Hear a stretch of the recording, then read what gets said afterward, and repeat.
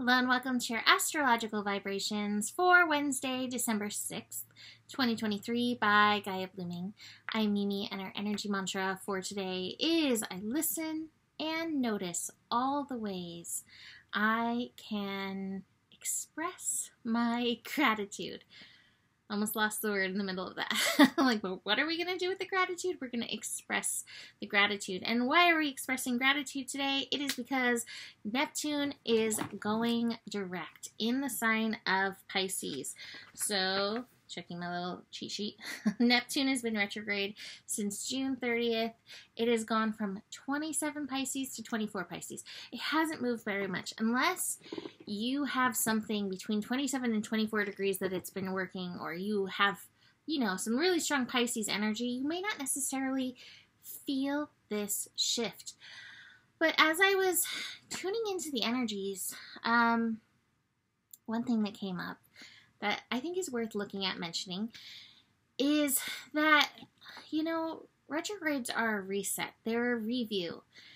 And in my head, it was like, sometimes the universe needs a little reset review as well, especially with all of us, like billions of humans running around down here doing crazy stuff, not to mention the animals and the bugs and everything else with consciousness.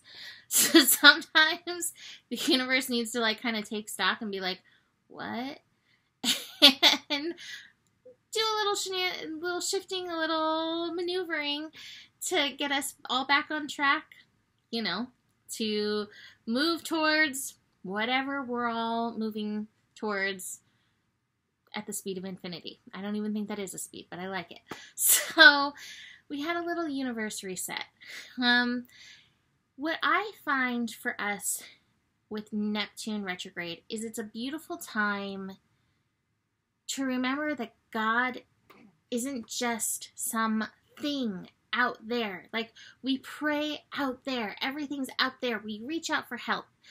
And yet God is in everything, including us. And I think remembering that, knowing that, living as that, whoa, that changes things. That takes an ordinary day and turns it into church. It takes an ordinary day and turns it into something sacred. It takes an ordinary minute and it reminds us like, whoa, this is a holy minute. And so this is a holy instant and a holy minute. I think that's an important thing to remember, especially when it feels like the world is not holy. When we see these things that are not holy, and we remember that God within us, especially as it's remembered, especially as we stop the resistance of the God, of the good, of the light within us, and utilize that in our life, in our world, as we do that, shift can happen. Powerful, beautiful things can happen, and we can be the facilitators of that. So to me, Neptune retrograde is a remembrance of this within. Sometimes I feel like we don't get as loud of answers when Neptune is retrograde. I'm starting the Mercury retrograde word trippiness. But now with it direct, let's move forward, remembering the God, remembering the good within us, and again, see how we can impact the world when we see ourselves as God. And it's not an ego thing. It is a love thing. It is a light thing. It is a power thing. It's this energy that's flowing through you to stop the resistance of that within yourself. So that is beautiful. I also have to say that this is like, we're nearing the end, slowly nearing the end of Neptune in Pisces. And this has been such a prolific psychic time. I feel like, I don't have a calendar in front of me, so I don't know this for sure, but I feel like Saturn and Neptune are going to be ending up in Pisces right around the same time, and then probably moving into Aries together, which is a whole nother can of worms that we're not going to dig into right now because we don't have to do that right now. But, oh my God, that's a whole can of worms. But this is such a beautiful time of spiritual awakening, and I think the biggest spiritual awakening we can have is to God within us, or God within us. Jesus said, anything I do, like, you can do just that or even greater. And I believe that. I think that part of it, though, is remembering the holy part of ourselves and bringing it forward, which is hard to do in survival mode. It is hard to do living in the mundane world, but it's still an important part of our process. And sometimes we just need the awareness of that to dig into it. So let's talk about some of these other energies today. We have the moon moving out of Virgo and into Libra. Before the moon moves out of Virgo, it will connect with Pluto. This will be, well, many of us are still sleeping, dreaming. Remember, Pluto is this empowerer. So hopefully empowering our reality as Pluto and the moon connect. This is just several hours after the moon and Neptune meet. So the moon and Neptune, I spoke about it in yesterday's scope. It has not happened yet. But to me, this is also like asking to empower our personal magic within our reality. If you can hold energy, hold space for that, especially as you wake up, and go into that gratitude and bring your personal holiness, bring your whole personal magic into that morning gratitude. Let's see how it sets up the day.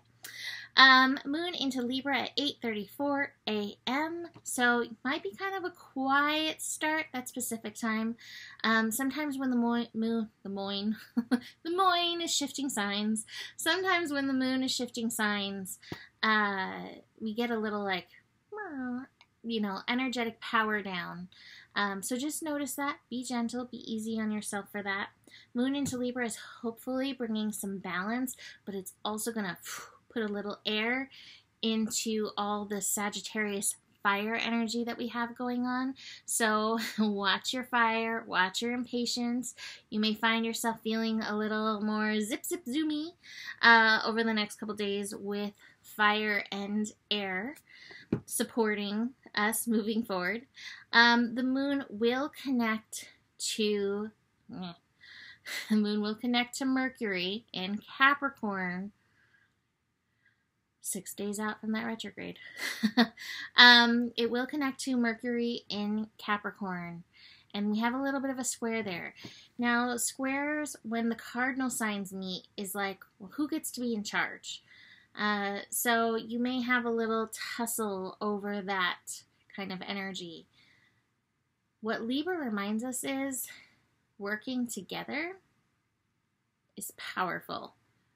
Working together is divine. Working together can often balance energies out. So just keep that in mind if your Mercury in Capricorn goes a little my way or the highway. That when ideas come together, like that's why there are so many of us on this planet. Because we need a lot of ideas that can work together. That can help build the spectrum that's helping us take us at the speed of infinity to wherever it is we're going, just to wrap it all up.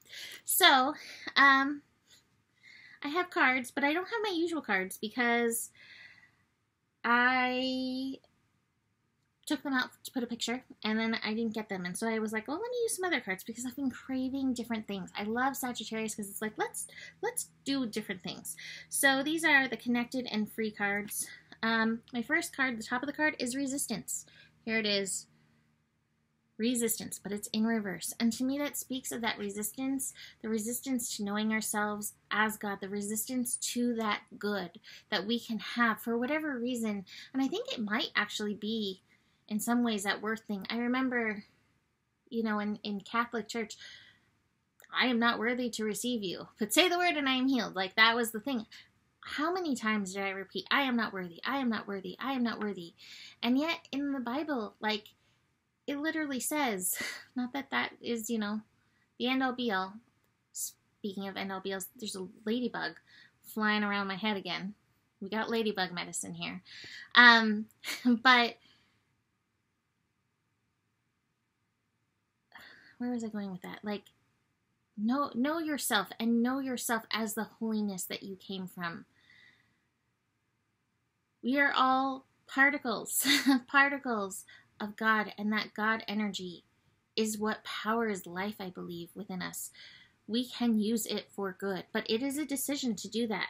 And it's getting out of our own ways so that we can embrace source. This actually reminds me of the source card and the cards I usually pull. And it's the embrace card. And so to me, this is like embracing God within ourselves, even in our flawed, imperfectly perfect humanity. We are called to fly high. And here we have butterfly, some beautiful transformation energy to shake off those caterpillar cells and recognize our wings. And what keeps us here? The fear. So watching for the fear. Venus in Scorpio. Holy moly. Venus in Scorpio has definitely been a can of worms so far. What fear is it bringing up? And is it bringing up fear around your worthiness? Last card is from a deck that I'm going to be using in the year ahead readings. I love this deck. It's simple, but I think it's powerful. Celebrate the little things. Celebrate, find that gratitude for the little things, because that will help you move through these challenges in all this energy.